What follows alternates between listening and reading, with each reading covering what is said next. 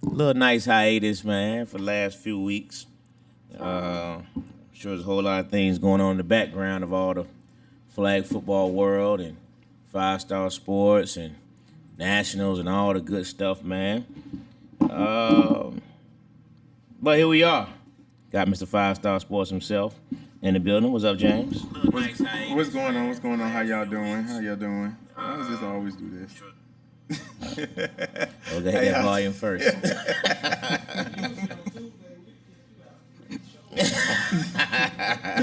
But I'm doing good tonight. Glad to be back as always. And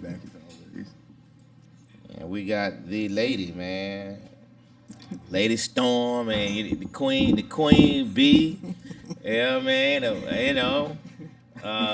making me Storm. blush. How you doing?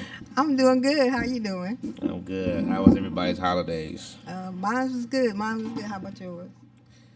Hey, man. I'm not a real Christmassy guy, but holiday season was cool. It's enjoy family time. That's how only thing I worry about. Yeah, just be with your family and just eat. That's what I do. Said eat, right? Yeah, we can always count on some good eating going on Good now. eating. No doubt about that. What about you, James, man? How was your holiday season going thus far? Man, it's been going good. Like one of the busiest stretches I've ever had in my life. I did not realize from last Sunday until tonight, minus Christmas, which I can't even say minus because I still do. I had a program or event every single night. Is that right? And some nights I'm going to bed at 5, 6 in the morning. Got to get up at like 9 and 10 to get ready for the next day. Wow. So it's been extremely busy, but it's been really good. A lot of it was with the youth program. Okay. One of the bigger highlights was our Adopt a Kid Christmas program, where we take children out of the homeless shelter and provide a special Christmas for them. They get to do a wish list.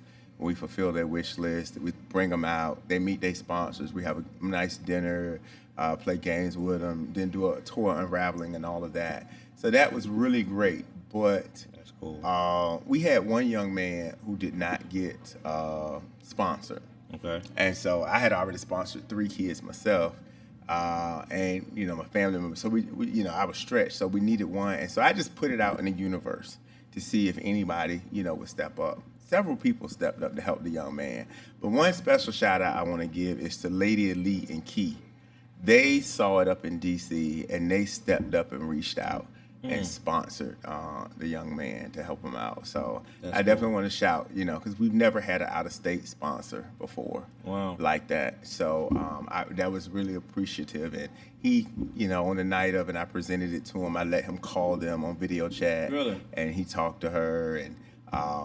And then we had one of the players from Predators, Rashad. He also helped co-sponsor that young man as well.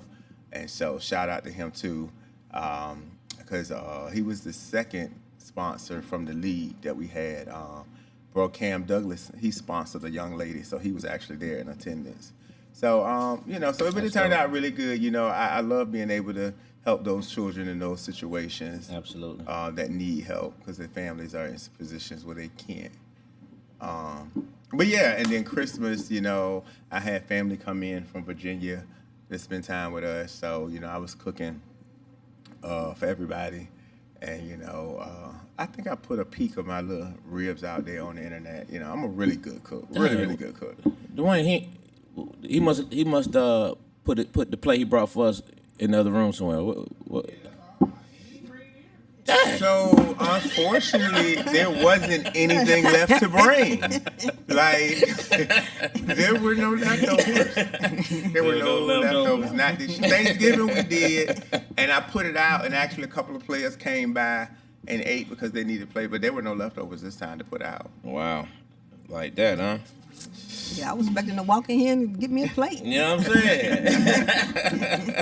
I was looking around for it. Like, what? You must have wrapped it up somewhere. Nah, want no food this time.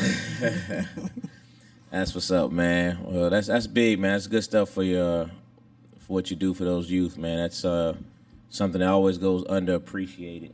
But shouts out to you for that, man. Salute to you for doing that stuff for these kids. And you've always done stuff for the kids that I think, and I know you don't do it for recognition, but it just goes unrecognized to the mass public. You know what I mean? But that's, I remember year or two. You do the things with the HBCU. Yeah, we do it spring break. We do it we're actually doing it again this year. Yeah. Well, see, Stuff most like that, people don't realize that 5-Star Sports is come under the 5-Star Youth Organization Alliance, which is my primary organization, a nonprofit youth organization. And so most of all of my real work is with the kids in the school, in the system, whatever, doing programming for them. And so this was created to create extra fundings for programming, where we couldn't get the big dollars right away or whatever. And we do stuff like that or our back to school event or hiring tutors for math or various different things. So that's, but yeah, so my real work, 9 to 5, I work with youth. Right. So. No, it's good stuff. Always good stuff. So, we always kick these conversations off, man, taking a step into the real world. Speaking of HBCU. And look at the number on the screen right there. As soon as you said that. Speaking of HBCU, James. What happened in the HBCU world? One, Michael Vick. It's been named. You remember that guy? I remember him. Yeah. He did some things here in Atlanta. You know what I mean? For a while, they had an experience named after him, the Michael Vick experience and all that stuff, man. But he's been named the new head coach of the Norfolk State University. Really? Yeah. So how did I miss that? I'm sure, James, I think you have a few ties, 1 or 2 ties to that particular university there. I do as well, being from Virginia, man. I have quite a bit of my family are all graduates of Norfolk State University. Oh. And, you got something to post, Dwayne? We jumping out the gate with it, huh? What? No, I was just checking. Maybe he had something in his messenger that he might have wanted to put on the screen. Okay. I know we jumping out the gate with something, man. I'm just listening. That was totally irrelevant. It wasn't germane to the topic. So, James, behold green and gold, huh? Behold. Listen. Talk to me about it. So, how you feel. I was the president of the alumni chapter here in Atlanta for close to 8 years.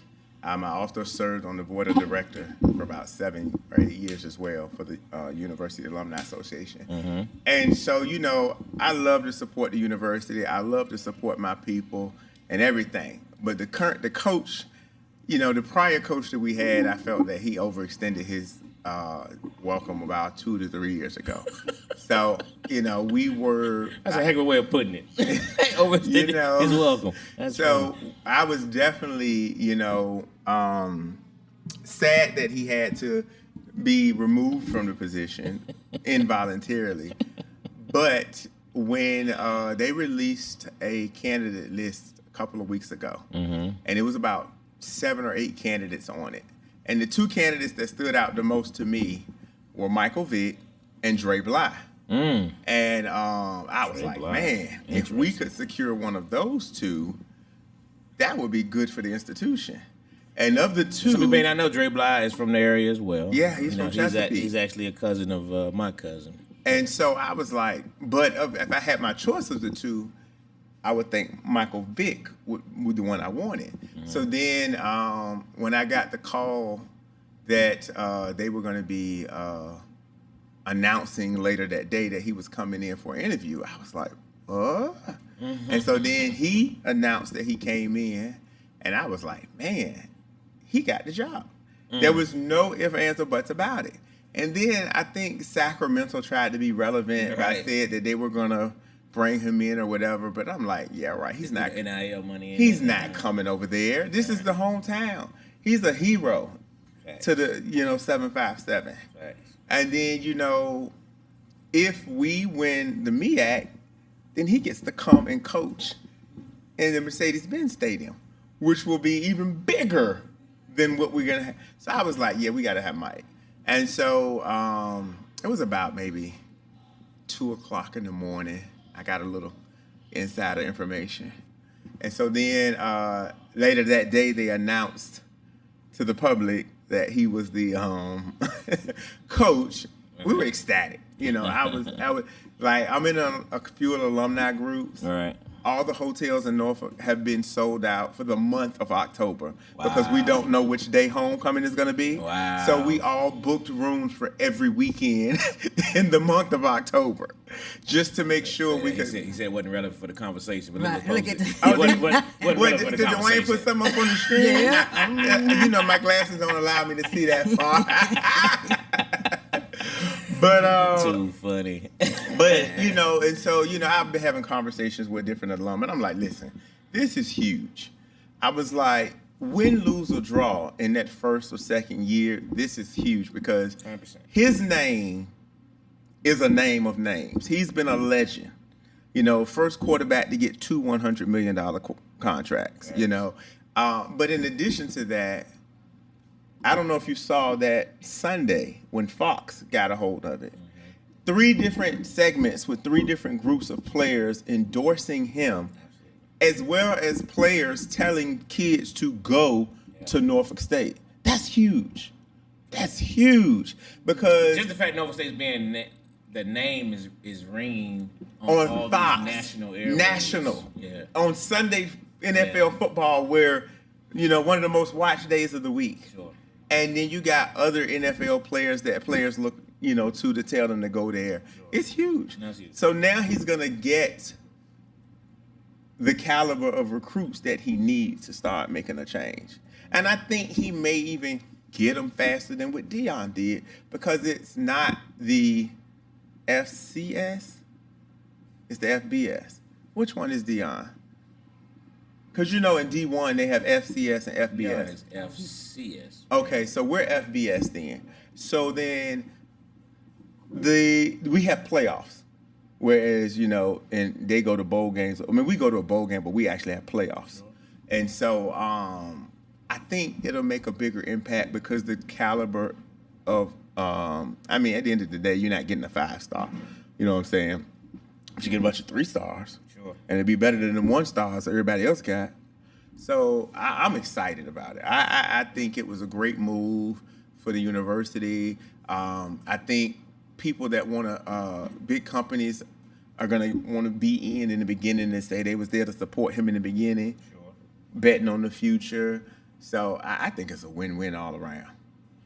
You know, the first game is, you know, people are already waiting on them tickets. You know, the alumni was already making funny posts. Can y'all, general public people, allow us to buy some tickets to our school? Right. Because, you know, again, he's at home. So you got all the people that followed him Sure. in the 757 that's going to come out. Then you got all the alumni people that's coming back. Then you got all the network connection people that he's affiliated with. The celebrities and stuff that's going to come. When they made the announcement, the official announcement, they did a press conference. AI was there supporting him, and all the A lot of guys were there. A lot of people came out for that. So I watched the whole press conference. It was good. yeah, I'm happy. And guess what he not gonna do? Uh-oh. What's he not going to do, James? He not gonna tell us one thing and then do another, totally opposite of what he said. All right, so now, you know, big shout out to one Michael Vick. Big shout out to Norfolk State University because, like you said, Norfolk State has been named more on national television over the last week than, you know, probably ever. You know what I mean? As far as on a national audience, it's been nonstop, and that's definitely going to help with the recruiting. In Because football. now you're going to see, you know, Norfolk State will probably get a different kind of some kind of TV contract. You know, money's gonna start flowing there because people want to be a part of it to see where it goes. If it's successful, the sky's the freaking limit. You know what I mean? But they're gonna definitely filter money there to see how it goes. And Norfolk State is a beautiful campus, and they've done a lot of things over you know last few years to I think to prepare for this moment. But I can't allow you to slander I didn't the slander. name. I can't didn't allow you to say slander another name. The name. I didn't slander. Well, you may not have said the name, but you made it innuation. What's the word? Innuendo. Innuendo of the great Deion Sanders. I just said. I didn't say. And I'm saying to you that if you give proper respect and context, the only reason this is happening. The only reason we're at this position, the only reason Michael Vick would even consider taking this job is because of Eddie one. George. Oh, I remember. Yeah, he did take that. You're right. It's because Eddie of George. one, Deion Primetime Sanders. This does not even happen, James. And if you want to be, if you're honest with yourself, you will know that this is not even a conversation. And when you ask Michael Vick, who was the first phone call you made, he said, I called Deion Sanders. Because that's and I said it on Classic Conversation, did I not, Dwayne? I said the first phone call he should make should be to Deion Sanders. And you know what? He said that, and you know he did call Deion. Of course but he offline, he said he wanted to find out what not to say because he didn't want to be a hypocrite like him. No, he didn't say that for real. Let me stop. But you know, yes. Come on, man. I will say that Deion, in all of his ways, paved the way for this to be looked at more seriously. That's all I'm saying. And open doors. And bring contract money and get guys drafted. And I mean, Jackson State he did all of that. Just completed the task that Deion set forth. You know what I mean? By winning the Celebration Bowl. And it's only due because of the talent pool that was able to be brought in behind him. So although he left them, you know. Even though Deion didn't win the Celebration Bowl while he was there. Win it. He made it. But he didn't win it. You're right. But he brought in enough talent, enough attention to plant the seed, and it's also the seed he's planted. And although they didn't make the college playoffs, they still went 9-3. One heck of a season, Jays. We had to get a chance to talk about this. Oh, you talking about Colorado? You know the what I'm team talking that about. I said would not be there. That you said would not. But but you didn't think they were even gonna have a winning season. They weren't there. They went 9-3. You know what I mean? And one slip up. You know, they took themselves out the playoffs, but hey, gotta give the guy credit where it's due. You're right. I gave him credit for being the face of the HBCU and the first person to turn their back. He does get that credit. There you go. He ain't turning But back, no, man. Mike did say that, you know, that was a huge influence in his decision making. So I do appreciate that. And it's going to continue to be. You know what I mean? It's going to continue to be, man. What's being done for now for HBCUs just to give these guys the attention and recognition, you know, I just think it's awesome. And now, you know, you're going to probably see next year when they do their HBCU shows on ESPN. You better believe Nova State, it's not next year, but over the next 2 years, they're going to be one of those teams. I already know it. They're going to be one of those teams selected. I already know it. And I'm just waiting. The game that I'm waiting for is them to add Virginia Tech to the schedule. It's coming. It's coming. It's coming. Right. You ready? And we probably gonna have to go to Blacksburg, but it's not coming. Probably. Not probably. We're gonna have, you know. But it's okay. But it's. I know. I want it. I do. I want it. Well, it couldn't be no. It has to happen. It has to. It has to. I don't know if it's. It probably won't be this year. Yeah, no, their schedule's already set. No, it's actually not. Unless somebody but out, they already neither have. one of them. I looked at both schedules and compared. They have open days. Okay. But I'm pretty sure it's not gonna happen this year. Yeah, probably not this year. But unless they added it one of them earlier games in August. But you know, in the next year or two, I'm looking for that game. Absolutely. I'm glad my aunt still has season tickets at Nova State, so she's in good shape. You know what I mean? But again, that's. And see, that's another thing. Money gonna be coming in from the stands, and you know, people discount that money. That's some big money. Sure. We have the largest stadium for any HBCU. We can hold 42,000 people. You know, so you know, if you put that in there, you know. No, that's awesome, man. It really is awesome. I'm really happy for Norfolk State. Yeah, he didn't want to say it, Charles. You know it. He didn't want to get that man his props. But we refuse to allow him to slander that man's name out here. But yeah, man. But shout out to Mike Vick. Shout out to Norfolk State University, man. This is a huge thing for them. Huge thing for HBCUs, man. We're really happy to see them start getting more recognition, and it's going to help the talent pool.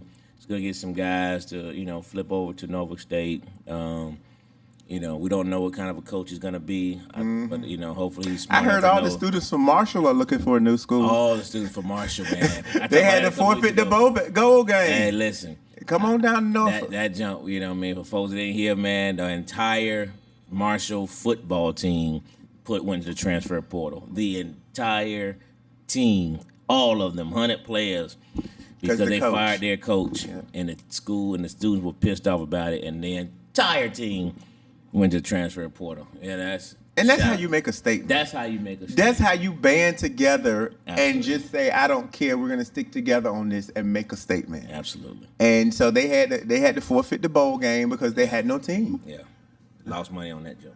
So they're probably going to go downhill quickly because now you're going to come in with a scratch. Everything brand new. Yeah. Probably ain't going to get no too many upperclassmen to come over there. Yeah. You're going to get a bunch of guys who had nowhere else to go. You know what I mean? Who just, that's what you're going to get. You have to really piece together a team. Yeah. And that coach already got another job. Shout out to him. Congratulations to him. But, yeah, that's crazy. Speaking of that, it's totally off subject, but I just found out something. We were, so you remember the strike year? Mm-hmm. That's the year that Redskins won the Super Bowl. Right. Did you know with the replacement players, I was reading, his name was, I think it was Tony Robinson. They didn't have a quarterback, and it was the Thanksgiving game against the Cowboys. Mm-hmm. They spoke to the commissioner, Pete Rozelle, the governor. There was a college quarterback that had got arrested and went to prison for drugs. They pardoned him for a day to come play for the Redskins, beat the Cowboys, and then he went back to prison the next day. There was a story. They did a story on that. That's what I saw. Yeah. And then come to the end of the season, they ended up giving him a Super Bowl ring because of that. That's crazy. When those people want things to go their way, they will make things happen. Man, the powers that be, brother. The powers that be, that ain't gonna never change. The powers that be. That's Can I say something about the HBCUs getting women flag football coming up soon? HBCU schools are. Yes, they're you're right. So I want to bring that out there. Let everybody know about that. That's women good. flag football is about to get huge. Get into HBCUs. And I think that's awesome. That'll definitely make it. I'm not gonna say more popular, but I'm gonna say that because I believe our athletes are better than their athletes, and it'll keep our athletes from going. Originally, what the original plan was to stay within the HBCU and not transfer to the PWIs like just randomly happened. But because I know about 3 years ago when I started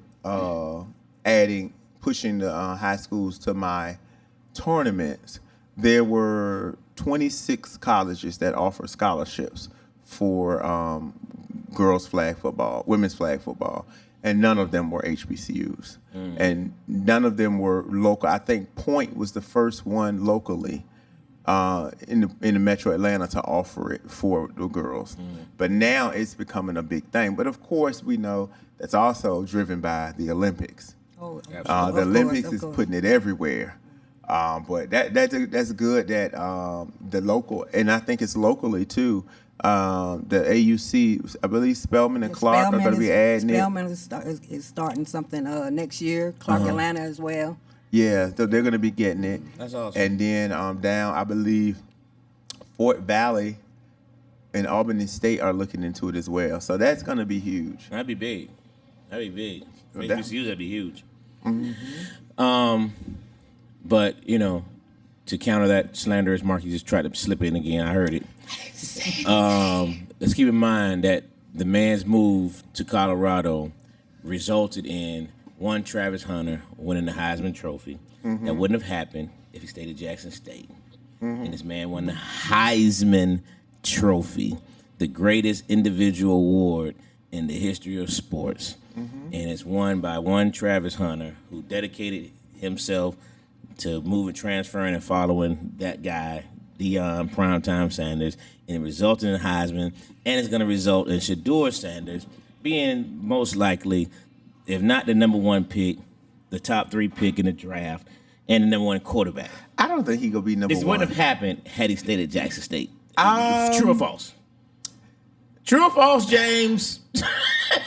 We've had James, would Travis Hunter have won the Heisman at Jackson State? no, Thank you. It's not hard. no, he would not have. This is all I'm saying. But he could have had a successful NFL career. She was gonna have that regardless. The kid is ridiculous. The kid is 1 of 1. So he was gonna be great no matter what. But he So wouldn't let have won me that ask you this, Heisman. speaking of Heisman, Go ahead. I don't really get into college too much because to me it's not real. And when I mean, well, it's real, but that stuff don't work in the pros like they be doing there. One person ain't go just do all of what they do there. But the Heisman is supposed to be what you did that year. Correct. Compare Travis Hunter's year with the other guy that they're talking about. The running back? The running back. And from what I'm seeing and compares, his year was much better than Travis Hunter's year. It wasn't. And you know why? And you know why it wasn't? Well, that's why I'm mad, because again, I don't watch, Okay. but his numbers wise Okay. was the second greatest ever, is from what I'm reading and hearing. But when you compare Travis's number on either side, he was not number one. There have been several guys now that have went over the 2,000-yard mark. He's not the second guy. He's not, what I mean? The record that he's potentially breaking, Barry Sanders did in 11 games. It's going to take him, 15, 16 games to break it? Barry Sanders did junk in 11 games. And they didn't, and keep in mind, they didn't include bowl stats back then. So he literally did it in 11 games. Okay. So Barry Sanders' record to me should still stand, but because of if he breaks it, they're gonna give it to him. But he did it in 11 games. Now, what Travis Hunter has done has never been done. It's never been done. You know what I'm saying? And when I say he's 1 of 1, he's 1 of 1. Nobody has ever played that many snaps, and snaps is not a stat, but no one's done this at the level. This guy was literally the best player on the field in most of their games, 95% of their games on both sides of the ball. That's incredible. Okay. It's just never been done before. And then to play that many snaps and to keep in mind, he had 92 catches for 1,100 some odd yards, and he missed a game and a half. You know what I'm saying? And he missed a game and a half, probably more than a game. I think he got hurt the first quarter, didn't play all that game, didn't miss the next game, and still had 92 catches. You know what I mean? He would have led the nation. He would have led the nation in receptions and receiving yards had he played in all the games. And then defensively, you come back and you a shutdown corner. You gave it that one score the entire season. You get one score. You know what I mean? And that was just because he got lulled to sleep, got beat him. And he still was right there on him. He got beat, you know what I mean? But still had, 4 interceptions. He was top 5 in all the stats defensively. How he didn't win the Thorpe Award is because they didn't want to give him all the awards. That's the only reason they did. They knew if they nominated him, he would have won. So they didn't nominate him. That's the only way they keep him out of winning that junk. Because you won the best offensive player, the Maxwell Award, and then you turn around and win the Betnick Award as the best defensive player in the same. James, this has never been done. You know what I'm saying? He's literally 1 of 1. It's never been done. So no, his stats. Although old boy had a great year, he's a dynamic running back. You know what I mean? And he's gonna get them guys fits in the bowl game. You know, the only loss they had was to Oregon, and that was due to 2 punt returns for touchdowns by Oregon. You know, it was a great football game. I watched that game. It was a great game. So the guy's a real deal. Don't get me wrong. But what he's done has been done before. What Travis has done, we've never seen it. We've never seen it. So. Okay, I was just curious because I hadn't, like I said, I don't really pay attention to college, but I'm I've a been reading college football it. junkie, man. And Charles, listen, as long as he don't say what that other person said, I would congratulate him if down the road he ended up going to take the job at Virginia Tech. As long as he don't say what he said. Long as he don't say what that person The said. man never said he was staying there for a lifetime. You know what I mean? That's not. He didn't say that. Again, it wasn't even that. He accomplished It his was mission. what he said that He I accomplished have the an mission. issue with. And the fact that Mike Vick is the head coach of Nova State, Jackson State just won the Celebration Bowl. The man accomplished the mission. Okay. There you go. But all right, James, we're gonna move over to 5-Star Sports, man. I couldn't wait to have this conversation, but I was looking forward to that part of it.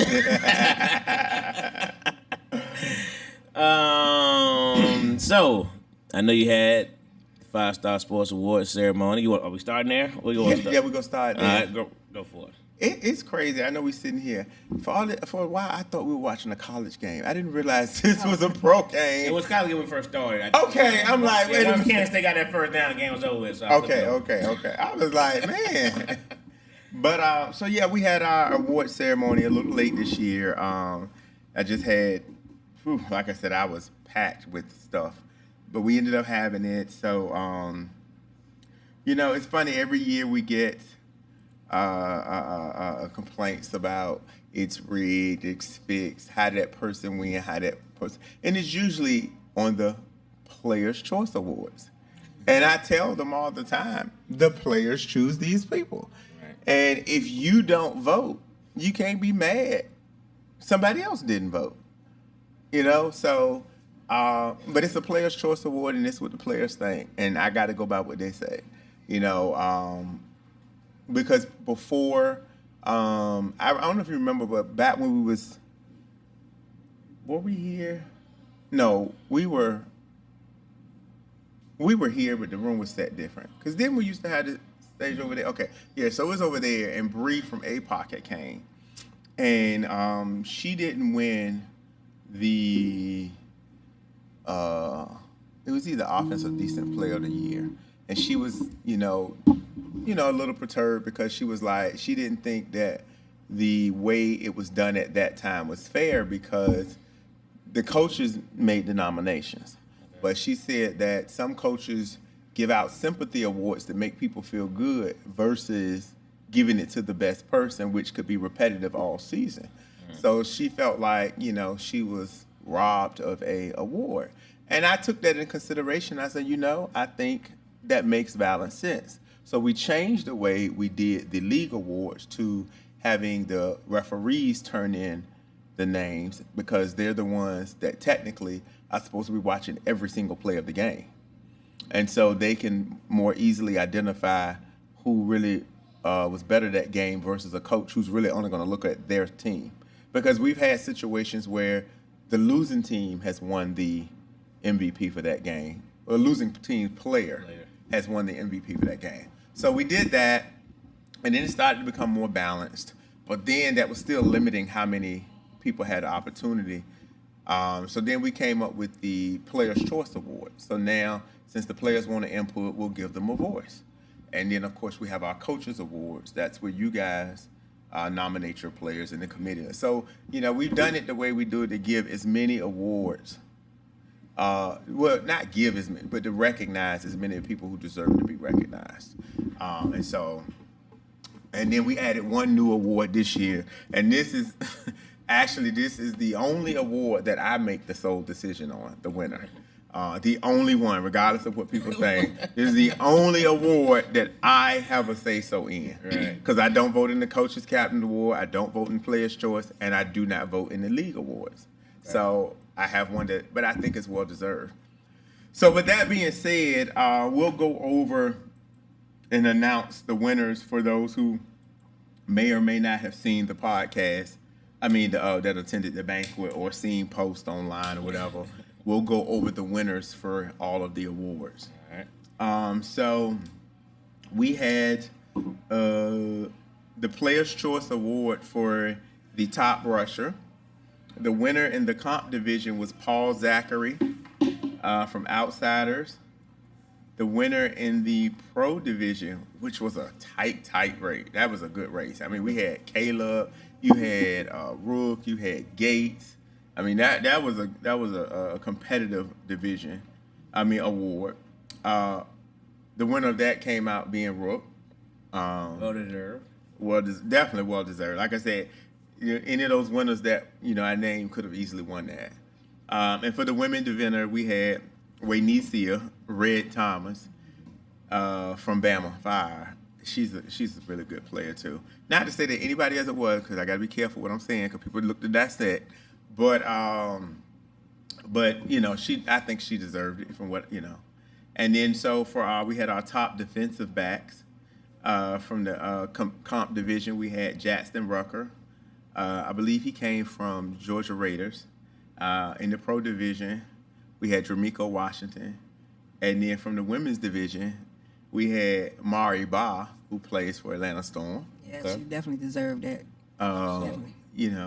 And then for our kickers, in the competitive division, we had Andrew Wilder that plays for United. From the pro division, we had Lorenzo Kelly that played for Georgia Elite. And for the women's division, we had Tashani Cardwell, who also plays for Atlanta Storm. Then for our top centers, we had in the competitive division, we had Michael Hines Henney from Outsiders. Mm-hmm. From the pro division, we had Tyree Sherwood from Georgia Smoke. And from the women's division, we had Shaquila Kiki Hamilton, who also plays for Atlanta Storm. And so for the O-Lineman Award, from the competitive division, we had T-Rex that came from Outsiders. Oh, yeah? We had a tie in the pro division. Those two players had the same amount of votes. And I won't break it no tie. The players spoke. So we had Mike Navarre from Georgia Elite, and you had DeJuan Greer from Predators. And then for the women division, we had Kimberly Thomas from Bama Fire. Wide receiver, top wide receiver for the comp division was Jermaine Browner from Georgia Raiders. In the pro division, it was Trayvon Badger from Georgia Elite, which I don't think could be any argument there. And then from the women's division, we had Abriana Cabell, who played for APOC. And then for the best all-around player, which was a player that you just do basically whatever you asked him to do and do a lot, you had, from the comp division, you had Doyle DJ Morrison from Big Swamp Bucks. DJ. Okay, You had, I like that. Pro division, you had Walt Sanders from Georgia Elite. Well, And I mean, I think he deserved that too. You see him at wide receiver, you see him at quarterback, you see him at running, you see him at safety, you see him at he's everywhere. Yeah, he's everywhere. He does a lot. So He's everywhere. And then for the women division, you also had Abriana Cabell for APOC. And then for the Players' Choice, all of these getting our Players' Choice Awards. For quarterback, from the comp division, you had Tremaine Hill from Outsiders. The pro division went to Gio Morgan from Georgia Smoke. And from the women's division, it went to Kiera Kazi Henderson, also of Atlanta Storm. Starting to smell where some of the hate came from. But go ahead. Right. Started sniffing around. But go ahead. I'm listening. Yeah. And so, so then next we had our Coaches and Captains Awards. These are the awards that the coaches and the captains nominated a player for, and then the committee looked at them and made a vote. Again, if your name was not on the nomination list, 9 times out of 10, your coach didn't nominate you. So please do not. I don't understand why they get mad at me. If your name ain't there, I can't put you on the list.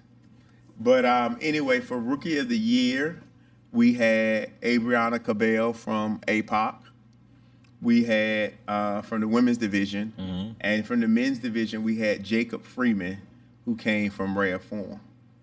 And then the Built 5-Star Strong Award, this is just, a player that, the team just can depend on. They don't argue with them. They do whatever they ask. They pay their money, all of that kind of stuff.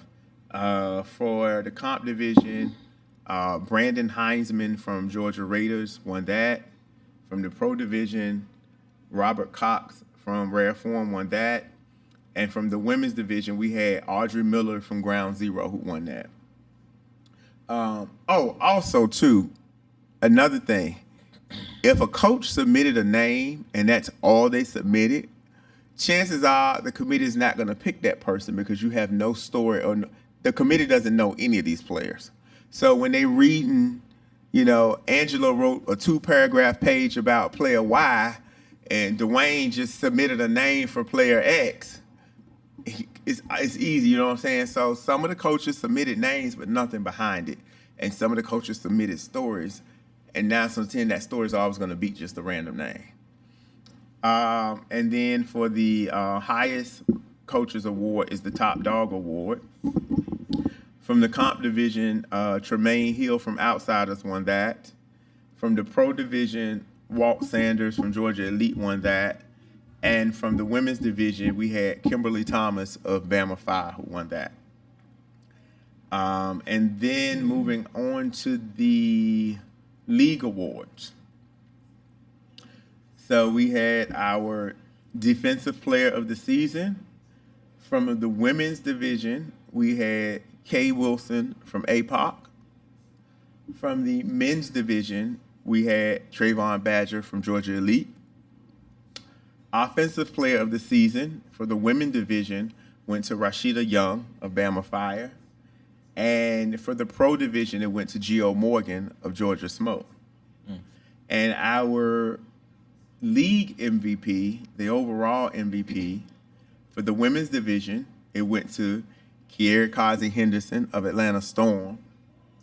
And for the men's division, gaining their first award ever in our season, went to Mr. Man from YB4L. Oh, wow. He won the overall league MVP. Is that right? Congratulations, yes, man. And his coach was there to accept the award on his behalf. That's what's up. And then the newest award we added this year was the Team of the Year. And we did that because we had all the leagues, the men's and the women's for a division. And so what that was the number one criteria is you had to win your respective division. Okay. So if you weren't a league champion, you were not in the running for this award. That was the number one, what we looked at. And so we had 3 winners. We had Outsiders, we had Joe World, and we had Atlanta Storm. Mm-hmm. Each team stood out and did something different and dynamic in their own rights. You had Joe World that went through the controversy of losing their starting quarterback halfway through the season and taking and putting in a quarterback that had not been starting in either of his previous stops to come in and take over and lead them to a championship in the pro division. I think that was a big feat. And then you had Outsiders who, came in, almost went undefeated. Their only loss was to the number 2 team in their bracket, but they came in and beat the pro teams that they faced and, put up a valiant effort with some great players.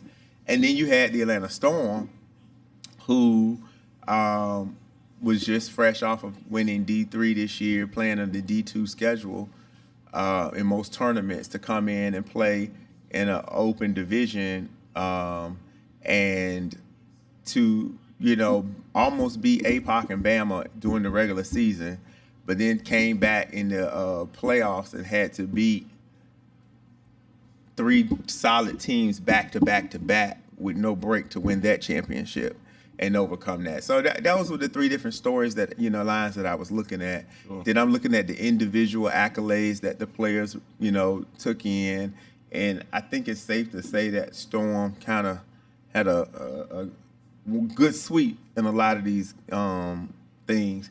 And then, I felt like at the end of the day, they overcame the most from all of the 3 teams. Even though all the 3 teams did a lot, I think they overcame the most, and which was why I gave them the Team of the Year award. And if you had to predict at the beginning of the season the most unlikely of the 3 to win a championship? it would have been Storm because they had the hardest road. Right. You know, because I mean, I felt like with we felt like outsiders, it was theirs to lose. There's a lose. Joe World had the talent, so although we did have a favorite, we always felt like they compete. And Storm, while they had the talent, we just all thought that APOC and Bama would have been their nemesis. Correct. And then for them to be able to muster up enough oomph to take them both out back to back, that said a lot about that team. So that was my reasons of why I selected them. And QB said she'd be back, and she was. QB said she'd be back, and she was. You're right. And I remember when a couple of seasons ago, I want to say it was on the podcast or somewhere else, we was talking to her, and she said her goal was she wanted to be the best quarterback in Atlanta, and she felt like there were a couple that she had to take out to get there, and she's been working and balling to get there. So, like I said, it's an overall team thing, and I felt like they deserved it. So, Congratulations, that's awesome. Thank you, James. I really appreciate that. And so transitioning into that, we'll pause in that. We'll bring in the owner, general manager of the Atlanta Storm, and let her talk about her journey to get to being the top in the league. No, you don't like to talk, right? Right now, you're the team because you are the defending champion. So That's right. how did that really make you feel when you first when the clock hit zeros? Well, I guess a lot of people know. I don't even think it hit zero before I started crying. Because as long as I've been in the league, and as long as APOC has been in the league, I have never beat them. So that was a big, I guess you could say, hurdle that Monkey off your back. Monkey off my back that overcame, and it just took a long time to happen, but then it just happened on the biggest stage. So it was just overwhelming. Mm-hmm. I mean, I always, that was one of the goals, just to get over that hurdle, but to get over that hurdle at a championship game, it just Makes it sweeter. Sweet, and that was just something I never thought would have happened, and so it happened, and it just took me. I was overwhelmed, and so I'm just speechless. So I'm just very excited, proud of the ladies, proud of my coaching staff. They worked hard this year. We've done a lot of work, been on the road a lot this year. And we just overcame a lot of stuff, a lot of things, and just stuck together, believed in each other, and just went on out there and did their thing. So in the beginning of the season, when before the schedule came out, based on the number of teams in the league, we knew that there would be teams that had to play each other twice, and you guys requested and volunteered to play APOC and Bama twice. Right. And in the regular season, you lost to both of them twice by a very small margin of victory. Mm-hmm. Did you consider that that request was the way to try to prepare you to work on yourselves becoming the best team that you can be? Or did you just do it just so that nobody else will have to complain about playing them? We did that so we can become the best team that we wanted to become, because we know where our next level is where we're heading. The next level is the D1 level, so we know that to get to that D1 level and get through that D1 level, we have to play tough teams. So one of our things is we always want to play the best. We don't want to, because in order for you to get better, you got to play the best. So. That's one of our things is we always want to play the best. So that's why we asked to play APOC and Bama twice. Okay. And I think this is probably, if I'm not mistaken, this is the most you guys have traveled in a year since you've been a team? Oh yeah, this year, yeah, we traveled. This is the first year that we traveled a lot. We traveled a lot this year, so And I remember back when you used to always feel like they're not ready, they're not ready. But now that they got on the road and you've seen, do you believe that taking them on the road gave them the experience and confidence to get them ready versus trying to keep them at home and stay ready? yeah, that too. But then plus a lot of the ladies on the team, they wanted to travel, and usually you don't hear that. You know, let's travel, let's go here, let's go there. So we had a lot of the ladies on the team that wanted to go to these different tournaments and travel. So, and me and Coach Smooth were like, oh, okay, they want to travel, so let's do it, and that's what we did too. Now, Angelo, you're a team owner. Do you believe that traveling is a bigger benefit than sitting at home not traveling? Traveling is extremely important. It makes all the difference in the world to your team, for the experience, for the team camaraderie, for playing short. I don't know how the ladies travel, but I know the men usually when you travel, you're playing shorthanded. But it allows you to get things out of players that who may not get it during the season. You get to see some things from different guys. So yeah, I think traveling and playing tournaments in general is the recipe for success for sure. I definitely agree with that, and I consistently push every team in Atlanta to go to nationals, and I still hear that we're not ready. If you never go, I believe you're never going to be ready. And I think if the only time you think you're going to go is when you believe that you can win, that'll be the time you won't win and get your biggest downfall. You have to let those players see what your ultimate goal is. Not talk about it. Actually go there and see it, experience the environment of it, and see these teams from other areas. Because, I feel like after a while playing in Atlanta, it's just like playing a bunch of division games. Teams will get familiar with each other, and you win, That's like, in division, you just beat a team, so you got their number. But then you got to go out and face these other teams that's coming with game plans and systems that you ain't never seen before. And then, go up against that and see how you do.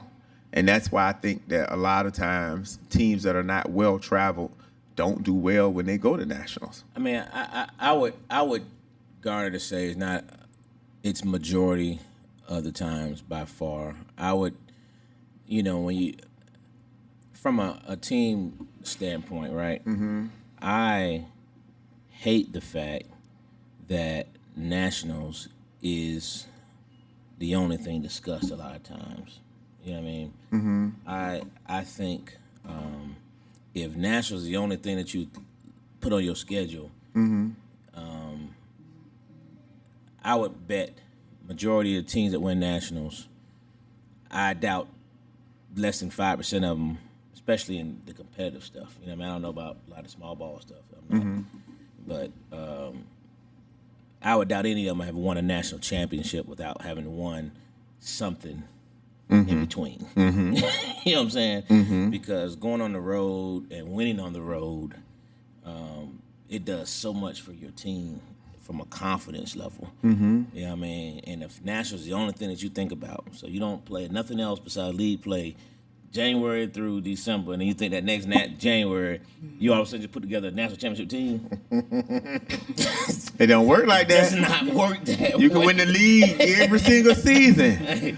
It don't do nothing at nationals. It does not. It's a lot of two and dones, or three if you're doing pool play. You know what I mean? But I just think it's the recipe for success, man. And I just think teams, if you're really serious about winning a national championship, you have to put 2 or 3 tournaments in your schedule.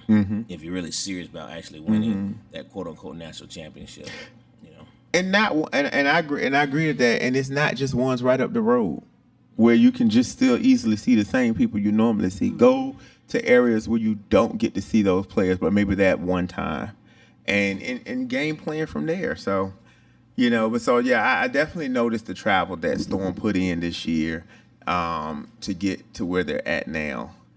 So now you're going into D2. I believe you rank number 4 currently. Currently number 4. Yeah. And so how do you feel about this season? Like, I always ask people this. Some people answer, some people don't. But in the D2 division right now, who do you see coming into it just based off the rankings as your the team that you have to beat in order to be the champions?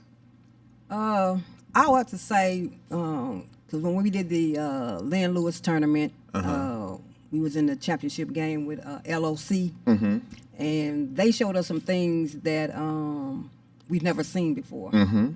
So that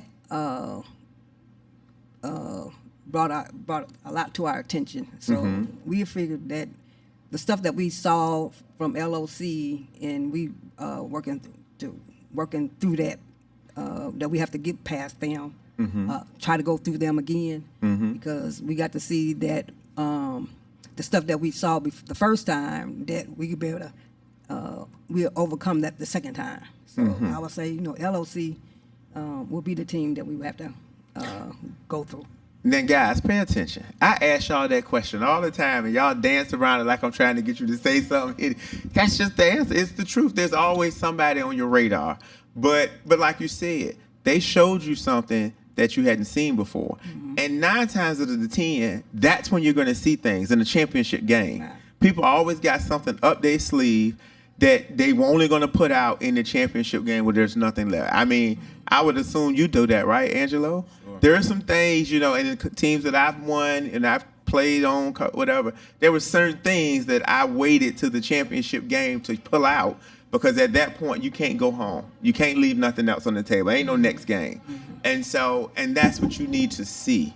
Even if you go and then you don't, and you get eliminated earlier, watch some of them other games just to see what happens in the later rounds and how the game plans changes. Because I generally, in the first or second round, people are going to use the basic stuff and feel like, I need to beat you with this basic stuff so I can get to the next level. And as you go further, there's a wrinkle here, a wrinkle there. And then when you get to that big game, you're pulling it out all. And that's when you really get to see everything that's going to be thrown at you. And if you ain't prepared for it, because you ain't seen it before, you ain't going to know how to deal with it. Right. So I definitely, commend y'all for the work that y'all have put in this season to get where you guys are at now. So if you win, of course, there is no option. You're going to D1. Exactly. If you don't, if there, something happened, you do not win right now, would you still continue to play D2 for the rest of the year to learn from your mistakes, or do you think that you'll jump up to D1 immediately, or maybe mix it up in tournaments and go back and win that D2 title? If we don't, I think we'll just mix it up.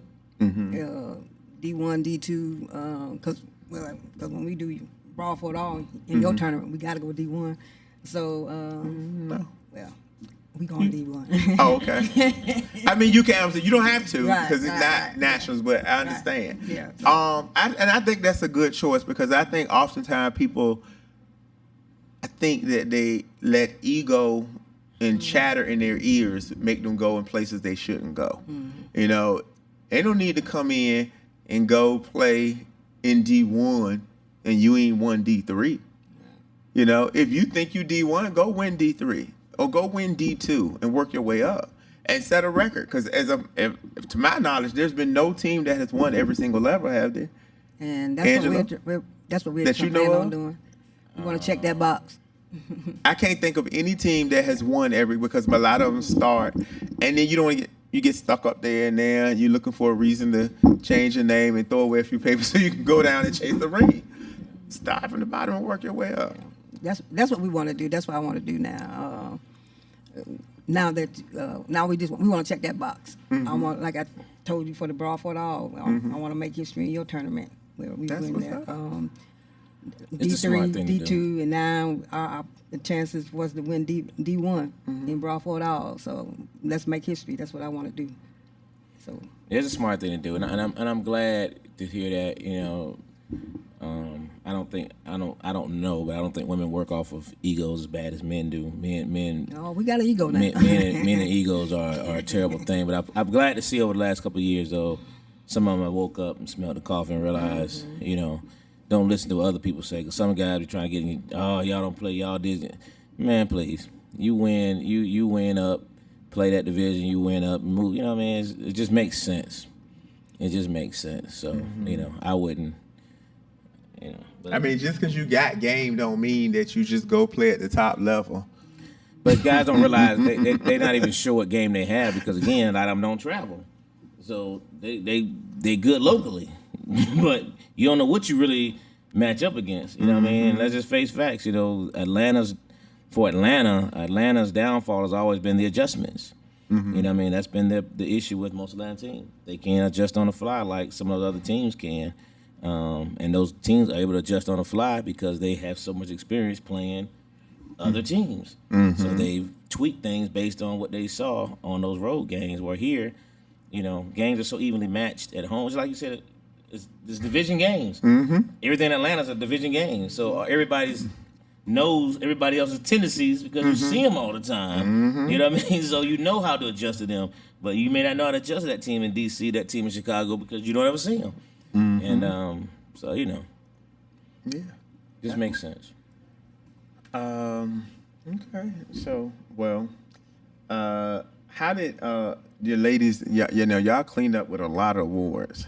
How did those ladies feel about winning those awards? Because for some, I know when I do this, sometimes this is the first time anybody's ever won an award. Sometimes, almost every season, there's a first-time award winner. How did your ladies, embrace winning and being recognized by the peers and by the coaches? I would say Mari, the one the best defensive back. I think that's her from your league. Her first time winning a championship. I mean, an award like that, being named the best defensive back, and to see her get it, everybody was excited. Everybody was happy for her. I was happy for her because she, has been making great plays defensively as a defensive back. She, people see her out there and things like that. So everybody was excited for her. She was very humble because she was, I think during the springtime she got this big interception and it went viral, and it went viral and everything, and she just stayed humble. I told her, that I like that part. Just stay humble, be humble. And she handled it very well. And so I definitely for her, I was very, very proud of her and excited for her. She gets recognized a lot. So I'm, proud of her as well. Kiki, our center, her first time being recognized as, for her position. So we was all excited for her as well. And then, Kazi, our quarterback, she's been recognized quite a bit as well. So, but Kiki and Mari, since it was their first time, we was very, very excited for them. But for all the ladies, but definitely for those two. Okay. So I can imagine, there's a roster limit in the league. I can imagine that people are all of a sudden trying to get on that ride, catch a ride on that train. How have you had to face that, and how do you deal with it? Yeah, I mean, there's players that have reached out to Coach Smooth, but they always say, "Well, you got to go through. They got to come through me." I always like to, kind of like talk to the ladies, kind of get a feel for why they want to, come to the Storm. Because especially if I've known you've been in the league for a minute. You ain't never mentioned coming over here.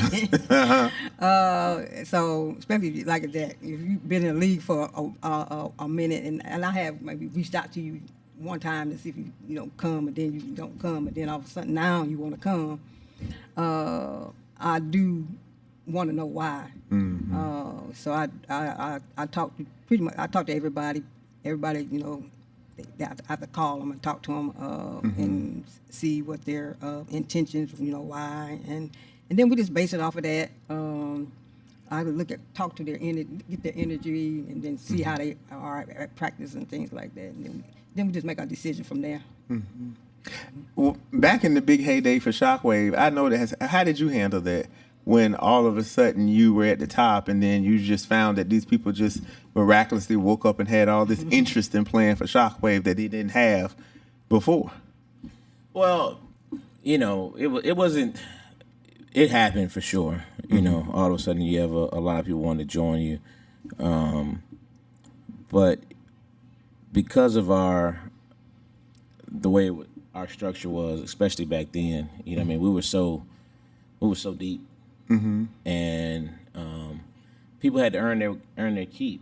And so we were very, very skeptical of new players. Because we didn't want you to come just because. When you come to Shockwave, you come in to be a part of that family, that organization.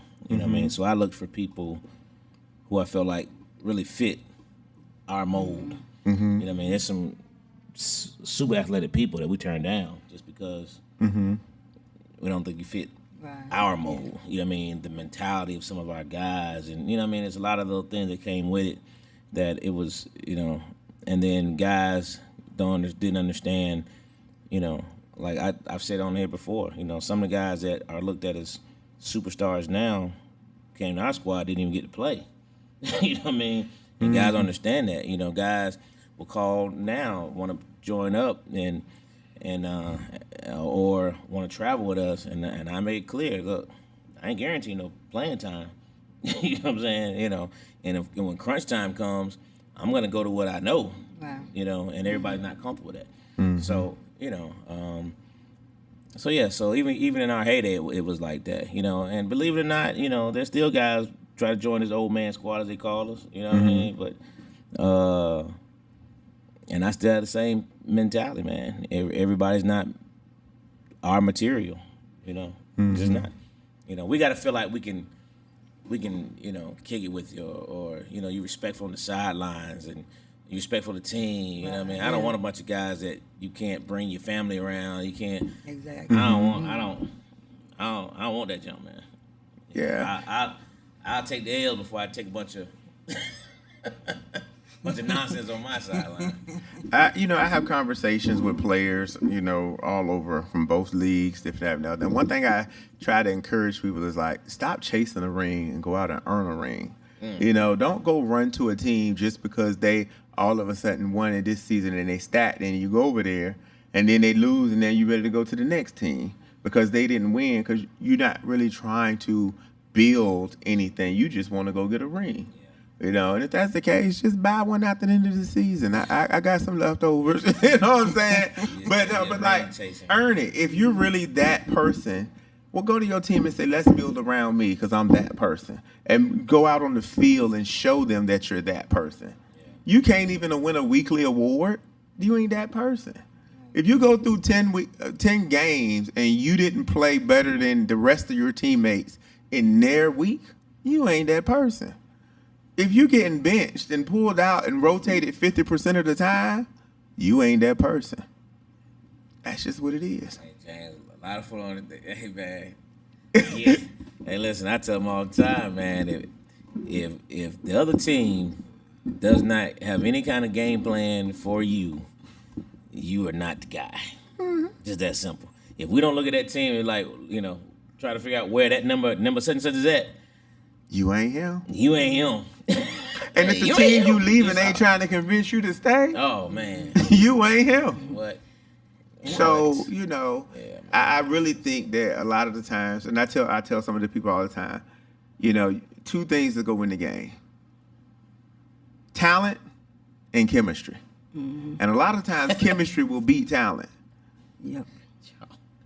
Charles said I had to sit on the shot where he bench before it was confirmed I was a family man. But listen, Charles is perfect. T.O., Charles, all them guys, man, they didn't come out to him starting. You know what I'm saying? Everybody had to earn their keep, man. We had to make sure you were with us. You know what I mean? So, Yeah. And I would like to, for James, because he knows my journey, and when he see I have players that have potential, he would talk to them and tell them, stick around, don't chase me. He has told players on my team that, and I really appreciate that for him for doing that. Because it's for me, I really, at the end, people, I don't care who wins the league. I just want somebody to win. But what I hate is that when these newer teams or the lesser teams get a couple of building blocks, you have vultures that come in and talk down. And I always feel like you shouldn't have to talk down to lift you up. If you're better, the product's going to show it. If this is what they need to be, they're going to show it. But you keep having to downplay Shockwave. Oh, you can't do nothing with them. They retire. Don't go over there and waste your time. You know what I'm saying? Why you gotta say that? Just present what you got. Hey, listen, we do this, we do that, we do that. We would like to have you make a choice. But I don't have to talk bad about you to, you know what I'm saying? I don't talk about bad about anybody. I don't care what they putting out there for other people to do. You ain't never see me come on the podcast and speak negatively about something. If I ain't got nothing to say, I just won't say it. Or I won't acknowledge it. But I feel like what I got is good. And as long as I'm putting out a good product, people are going to want to be in it. As long as your team is putting out a good product, people are going to play there. So I personally, I don't see how guys pick up guys like that. I don't want somebody like that. I don't want somebody just flip flopping. I don't. Why would you want that on your team? It's just like a partner. You don't want no partner that's running around jumping from person to person. Yeah. Play it the same way. I don't want that person, because you're gonna leave when things ain't right. The first time something don't go right, you're gonna do the exact same thing here. You know what I mean? That's why there's very few former Shockwave players on the teams. It's very few. I don't want them players, Charles. Yeah. There's very few former Shockwave players out there that play with other teams. There's very few. And the ones that are, they left a long, long time ago when they were young. People like, William Howard, for example. You know what I mean? He was a youngster when he played with us.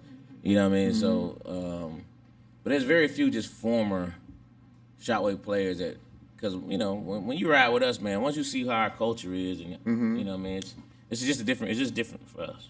When guys leave Shockwave, they done. They usually done.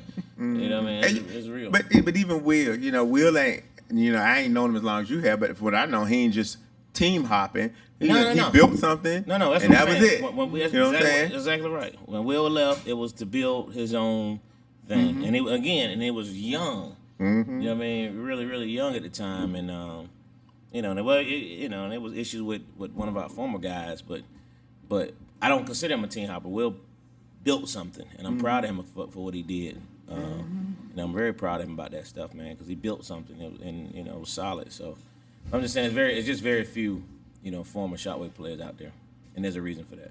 That's not by accident. Believe that. And now we have Nationals just is right around the corner. Both of you guys are going to be there. I know your teams are excited. The schedule.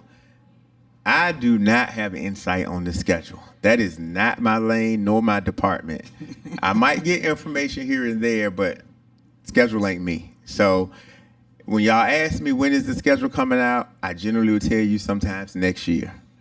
Because truth of the matter is, UFFL, we are the ones that changed to giving you the schedule early. I know you remember, Angelo, you used to get the schedule the night before. Literally. You had a captain's meeting over there by the little, at the restaurant next to the little golf place, and you go in there and they reveal it on the board. And then the one year they did it on that big pavilion. You don't get the schedule as early as this. You know what I'm saying? So stop trying to plan to get there at the last minute. And then all of a sudden you miss a flight or get a flat tire, and then your team can't depend on you because you were trying to be so last minute. Nationals is a huge commitment, and you need to go down there clear-minded, not coming in frustrated about some stuff that was very preventable, and now you're not giving you the best that you can give. And then I also have a little thing that Why people go down there and play 6, 7 different formats, Angelo? Now, that's a good You question. can't give your best when you're playing 6 and 7 different teams. Now, if your team decides to go down there and play all of those formats and y'all are doing it together, that's one thing. But don't play with Shockwave today and Raiders tomorrow and Fly By Night that afternoon and, 4-4 next week. You know what I'm saying? That's just too much because you're not giving nobody your all. And then if you go get injured, you can't get nobody else nothing, especially if they depending on you. Focus. I feel like, honestly, I don't know that I would do more than 3 formats in a weekend. Maybe 4, if I'm 20, 25. But, you pushing 30, sit down. Sit down somewhere. You ain't that good. Yeah, I mean, some of them play a bunch of formats. That's the only way they can play for some. Let's keep it real. Some of them play a bunch of different formats. That's the only way they can get some play time. A lot of them play 5-man, 7-man, 4-man because on the 8-man team they really don't get a lot of burn. You know what I mean? Some of these guys are extremely gifted. I mean, no. Let's be real. Some of these guys are. They're few and far in between. Yeah, it's not a lot. That's why I said some. They're few and far. So we ain't talking about you, Miko. You go play everything until the sun go up and come down. Yeah, someone can do that. You know what I'm saying? Yeah, but there are some people that don't need to be doing that. But there's a lot of them don't need to be doing that. That's why I said some. There's some of them are extremely gifted, and they got wind out this world, and they can do it. But I think for the most part, you're right. For the most part, you're gonna hurt someone. Mm-hmm. Someone is gonna come up. You're gonna come up short for somebody's team, whether it's in your performance, whether it's in your availability. You know what I mean? Because at some point they might clash. Those schedules start clashing at some point. I be seeing posts with people talking about something. I played 20 games this weekend. I played 15 games this weekend, and you didn't give it your best. If you out there at 7 in the morning and you still playing at 11 o'clock at night, and then you got to be back out there at 8 o'clock the next morning, you're not even giving your body enough time to rest and recover. Yeah. And now you're going to be sore. You're not the same person. And then, I ain't going to go play with them because they ain't going to win anyway. Oh. And so now you out there with half your team missing. That's right. Because it's just not fair to the people that come out there and pay that money and want to try to give it their all. That's correct. And depending on you. That's correct. So focus this year, just narrow your focus to doing the best, to putting yourself in a position to give your team the best chance to win. Yeah, man. That's real. I mean, you got them guys like Kings of Florida. Mm-hmm. Those guys are built differently, but those guys run a system, and they run that system for all their formats. So but it's their format. It is. It's not like. And then they don't have the travel miles. Yeah. And it's not like they're playing in a bunch of different things with other teams. Mm-hmm. They're playing with that same team. Florida organization. Yes. Some of these guys just bouncing around. They got a whole bag just of jerseys. They got a pack of jersey bags along with their clothes bag. You know what I mean? They're playing with so many different teams. So yeah, you're gonna hurt somebody at some point, if not yourself. So yeah, but the schedule is being worked on. I tell people all the time, you don't want to release it too early because the moment you release that schedule, you've committed to it, and somebody's gonna swear to God that they now have planned the entire tournament around that schedule, and you changed it 10 minutes later. The thing about Nationals, man, which frustrates me, you had these kind of conversations. Simply, Nationals is the exact same weekend every single year. How is it that you can't plan to be there the night before at latest at a tournament that's scheduled every single year the exact same time? I mean, it's not. You leaving at 4 o'clock in the morning to get there at 10 because your game is at 11:30. What good are you? You haven't had proper sleep or rest. You've been on the road. There's a such thing as road fatigue. And it's crazy. You can't in 364 days save an extra $100 so that you can be there the night before. I don't get it. They have added extra days now because they have added an extra day Because you used to be there 'Cause on it's Friday, gotten bigger. but now you got to be there. But They got again- games on Thursday. But Donnie, this the thing. Like I had to add an extra day to brawl for it all. And this year we really played that. We started at like 5 and played till 11. Right. But that's because y'all want more. There's more divisions now than there used to be. You know, fives wasn't that big back in the day, like it is now. Mm-hmm. And you know, now we got this year we have 4, 5, 6, 7, 8, and 9. and You know. Yeah, but they still put out And- last year Yeah. when those games are going to be, though. So Yeah, it's yeah, not yeah, like- yeah. So it's not like it was guesswork. Yeah, they didn't When just those- tell us last week that you Yeah. playing on Thursday. Yeah, you knew. We told you were playing on Thursday and told you what divisions were playing on Thursday. That's You know, so That's you're right. And that's like, again, Broadway, I tell you, hey, playing on Friday. People, oh, well, I mean, I saw it, but I ain't really think we was going to play. And I'm like, well, why not? I said we were. The only divisions that I exempt from Friday play are D1 men and D1 women. You know, but if you the biggest division in the tournament, that means we got to have the most time for you. So you're going to play the earliest, you know? But, yeah, it's just proper planning, guys, proper planning.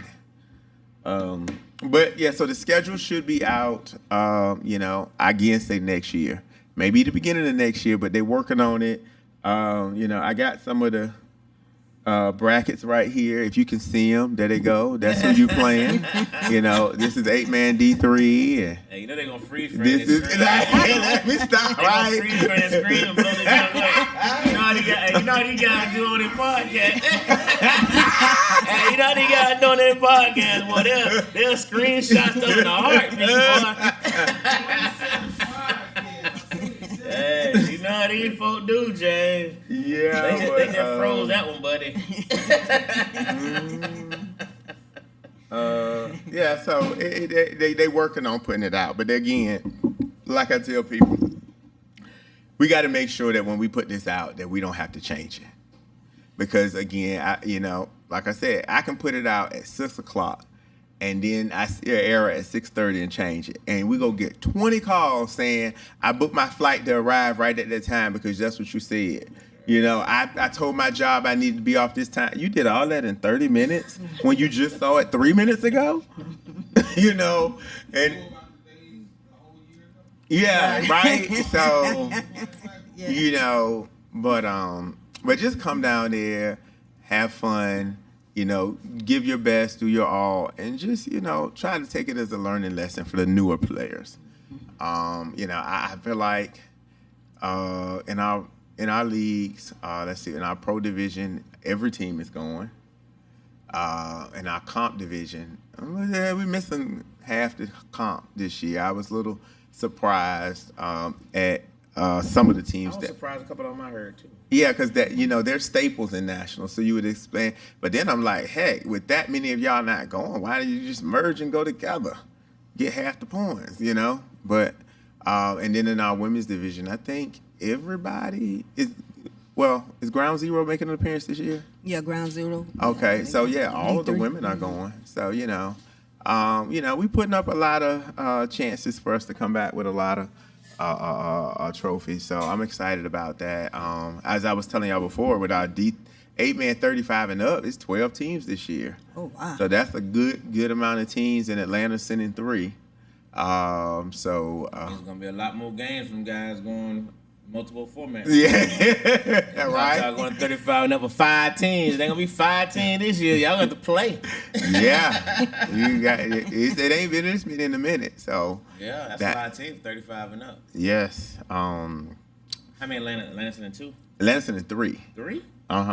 What was the name of that first team I told you? There's the leftovers. Leftovers. I like that name. The leftovers. Who's over that team? Okay. There's the left. Yeah, because I don't know that it ain't. That's hilarious. And The leftovers are looking for players. You say that. I believe it. well, I can't even say that because they haven't told me that. But there's the leftovers. That's There's hilarious. Big Swamp Bucks, and there's Old Atlanta. Yeah. So those are the 3 teams from 35 and up. Leftovers. I love it. Let me see. I love it. I'll ask right now, are they looking for players?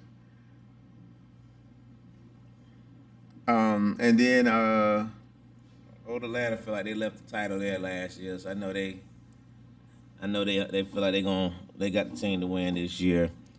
Swamp Bucks look like they put together. They got a little bit better. yeah, I definitely think this team this year is better than the team last year. And then of course they played, a little bit more than they did last year together. So thanks to 5 Star Sports, I'm sure they appreciate that. Hey, listen, and it's realistically, it's more than enough 35 and up guys in this Atlanta area. So I don't. They needed more. They needed more than one team. I mean, Dwayne, realistically speaking, if everybody that says they want to play played, you could field 5 teams easily, and have 5 quarterbacks too. Wow. The problem is when you got 6 quarterbacks on 2 teams, where the third one probably ain't never gonna get in. You know what I'm saying? And we clearly got wide receivers out the yin yang. So it's enough to put. But I know for a fact you can put 4 competitive teams together. But you could have a 15. And I just think that stacking your team at 30-something people, where 26 through 32 might not see the field, waste of time. I'm bringing Shotwave 35 and up back next year. Bam. There we go. Because you ain't got but 3 people that ain't 35? That's hilarious. But we're playing next year. Yeah, I only reason I didn't do it this year because of the old Atlanta thing. It turned out to be something that wasn't. Well, I want to get into that, but we Shotwave be back. So y'all better win it this year with my guys, cause again, it's plenty of teams out there that can do it. Yeah. And so and like I said, I've added it now to all of the tournaments, so they'll have playing time. And to be able to play in a real setting, not just a scrimmage or just piecing together something. And with 12 teams this year, one of the issues is a lot of the other teams are nowhere close near here. Most of them are DC and above. So Brawl for It All will probably be the time to get them here. And I think if we put out 4 teams in Atlanta, we can get people here to come, because a lot of them are affiliated with some of the 8-man teams that come down for Brawl. But but I think offering it locally enough has putting it out there. That's great. And but I also can say the same thing for the women. I know we got at least 3 women's teams. That we can field teams, but the problem we have is people piling on. And people will pile on to try to win a championship, but that don't help when you ain't playing. Everybody likes a shiny new toy. Everybody likes a shiny new toy. That's why they be joining all these teams, try to make these super teams. Everybody likes a shiny new toy. That's the way it is. You know what I mean? But it is what it is. Well, we had I just wanted to get back out here and touch bases with our people again. Do we have any vendors in Atlanta? Oh, we do have vendors in Atlanta. So for my vendors, Polk County has changed, especially for my food vendors. We need to, I'll be sending an email out to you guys, but you guys need to send me a copy of your insurance. And then you're going to need to add Polk County on that insurance. If you don't know what that means or how to do that, easily reach out to me. I have to do it every season. I have to add all these districts on the insurance. It's not a big deal, but it's a requirement.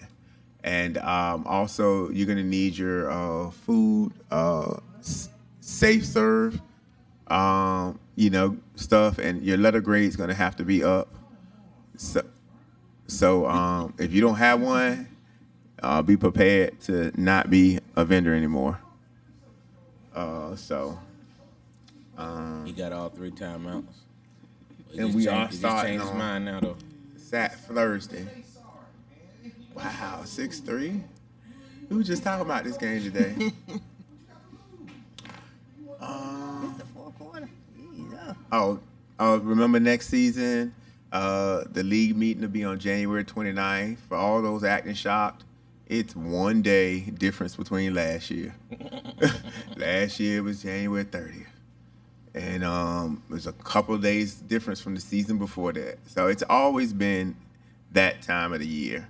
And then the season is scheduled to start on March 9th. So the league meeting on the 29th. You know, if you're planning to play, you know how it is. Show up, bring your deposit.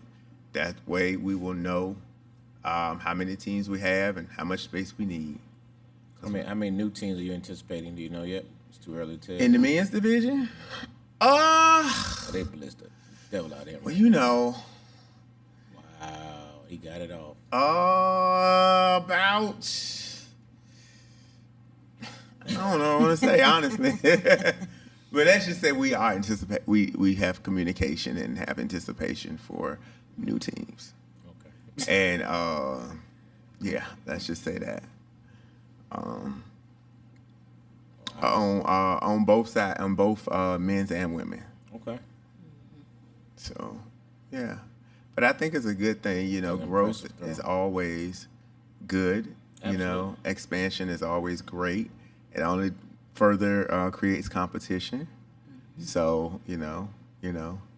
Agreed. I love to get to the point where we have 30 men's teams and 20 women's teams. Oh, that'd be great. 20 you know, even if it's 3, 4, 5 leagues, I don't care. You know, it's just great.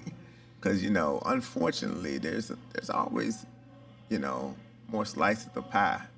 And some of that pie might be rotten and don't taste good, but there's always room for more slices. No doubt. But yeah, so. Okay. But that's what we got here. New Year's plans. For me, I'll be right here at Uptown Comedy going like I am every New Year's Eve. Dwayne, I'll be right here. I might to come on up here and get some laughs. Oh yeah. Yeah, we bring in the comedy laughs every year, man. We got a great show this weekend. Uptown. Donnie, your New Year's plans? Not really. No. Like I said, I might just come on up into the Uptown. Always welcome. Hey, that's a great idea. Mm-hmm. I will be in Vegas. Oh, you're a traveling man. Well, you know, about 4 years ago, I decided that, you know, I wanted to start visiting and spending New Year's in different places. You know, I've spent all of my New Year's in either Virginia or Atlanta. So, you know, I want to start traveling to other places to see what they offer. So last year I did New Orleans. The year before that I did Miami. So, you know, this year I'm doing Vegas. I have my bucket list is to do one in Europe and one on a cruise. Okay. You know, but just to see how other people celebrate and see.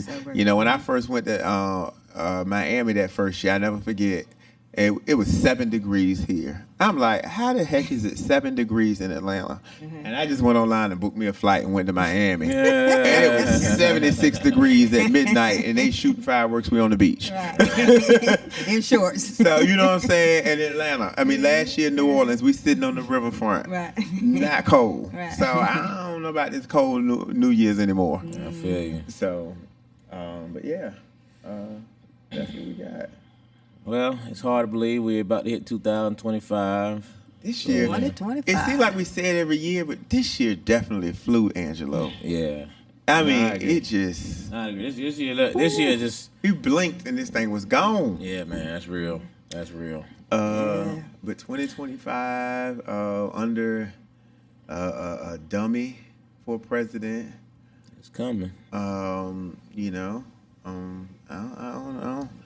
Ooh. I'll be celebrating 10 years of having a storm. Really? Yep. Wow, dope. Congratulations. March. Really? 2025? 2025. Wow. 10 years already. God. That's wild, huh? That's wild for real. That's wild. Hey, but listen, be remiss if we didn't made a word to our brother John Ellison, who passed away the other day, another member of the flag football world. Mm-hmm. John was a gentle giant, real good brother. He played with Shockwave at one point as well. Always with a smile on his face, man. Just a fun dude. But yeah, so it was. I know he's had a lot of health issues over the years, man.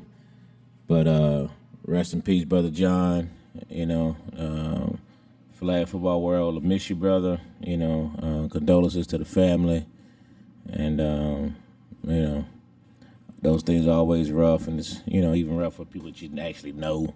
And they had interaction with, been around, you know what I mean, played with, played against. So anyway, but rest in peace to Brother John, man. I know I think the viewing is tomorrow, if I'm not mistaken, and the viewing is tomorrow in Jonesboro, and the funeral is Saturday in Rex, Georgia. But yeah, so. We did a moment of silence for him at the awards banquet, to recognize. And I just, followed it up with the people and just say, please take care of yourself. Take care of your health, take care of your well-being. Because I don't think we've had a podcast since then, but, just like 2 weeks ago, we also lost one of our refs. Right. And, just make sure you're doing all you can. Because, we all know that when it's your time, it's your time.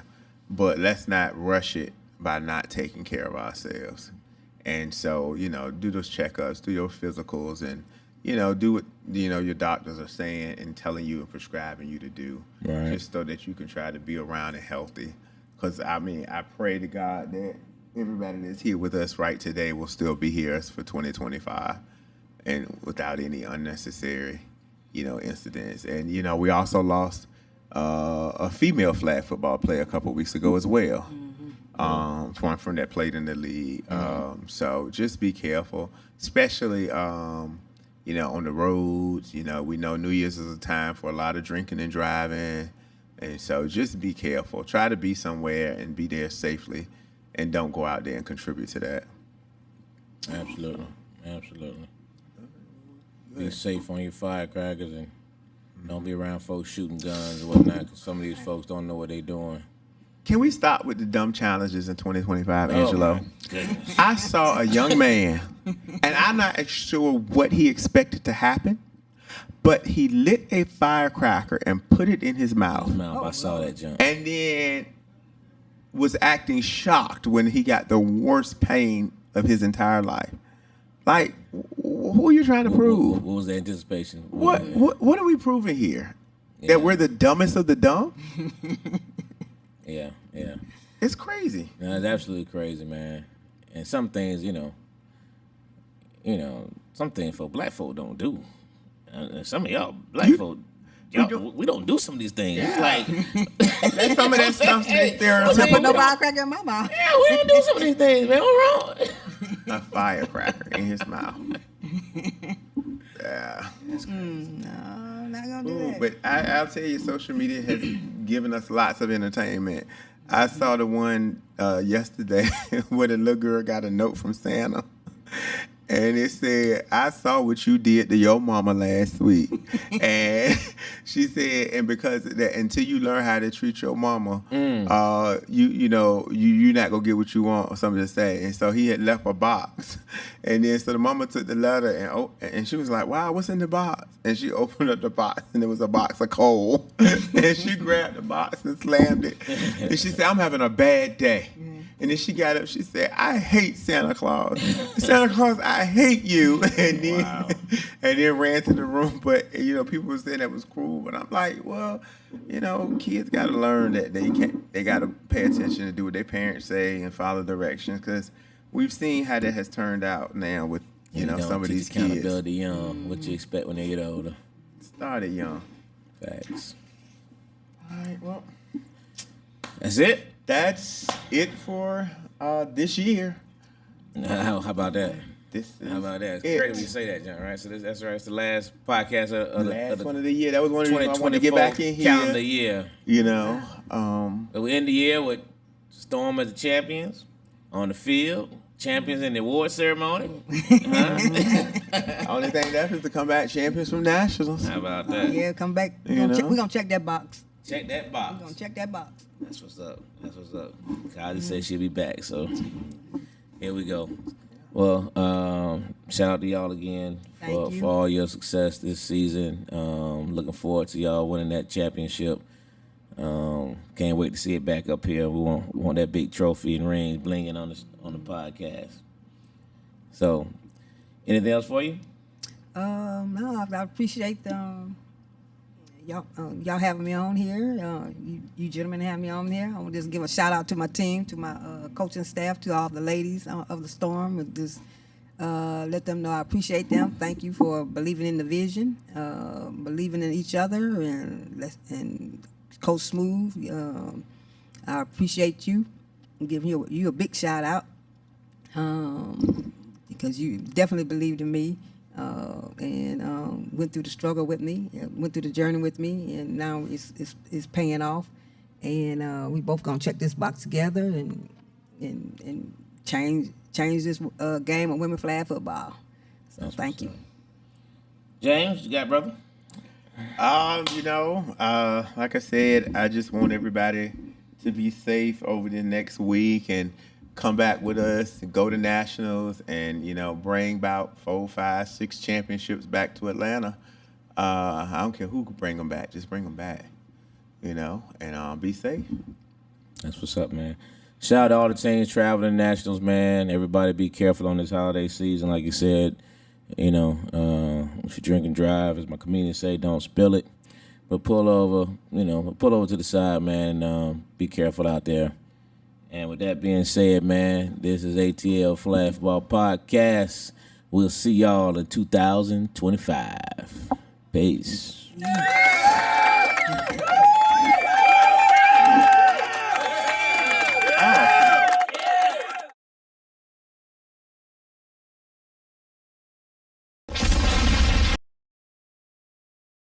Bad bitch in the bag of pills.